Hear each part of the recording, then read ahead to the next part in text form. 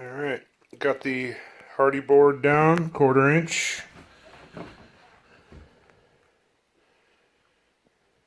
Here's the old doorway coming in. It goes out to the dining room.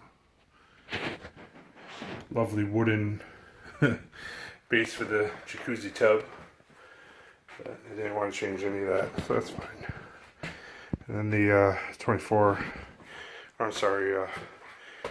30 by 30 shower.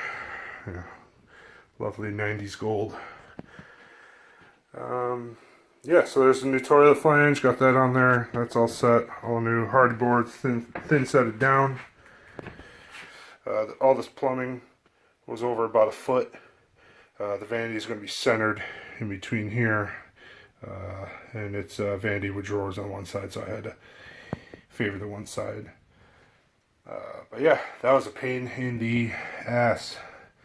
It's only about 18-20 inches of crawl space under here. Had to get under there from the basement, along with running this heat duct. Couldn't get in these walls. These walls are just solid with crap. Obviously this wall you can't really get any, so they're okay with a full register over there in the corner.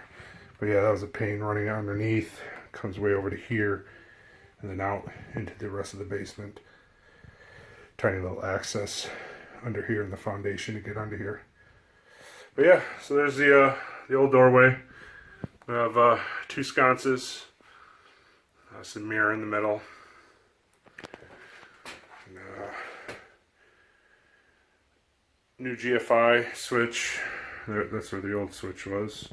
There actually used to be a sconce on this wall because this was all closed up. So yeah, I'll open this up to actually go out into the kitchen.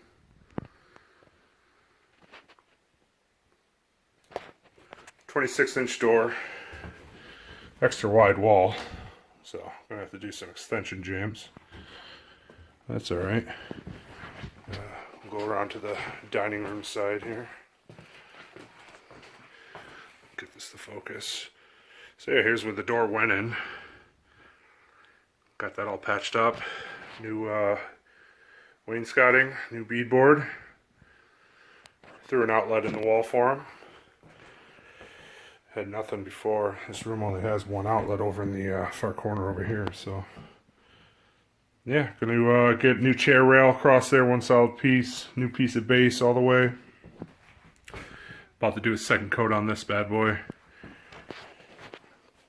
So yeah, coming along.